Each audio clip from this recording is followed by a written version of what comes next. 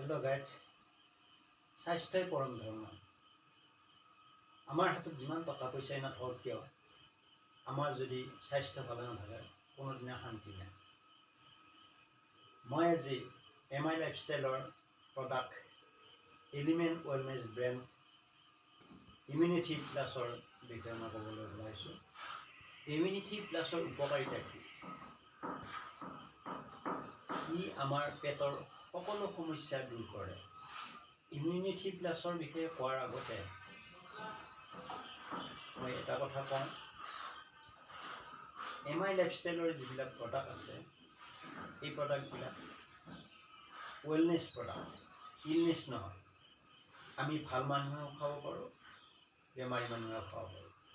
ভাল মানুহে খালে স্বাস্থ্য সুস্থ হৈ থাকে আৰু বেমাৰী মানুহে খালে বেমাৰ ভাল হয়।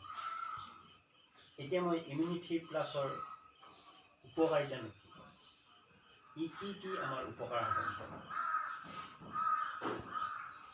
ই আমাৰ পেটৰ সকলো সমস্যা দূৰ কৰে।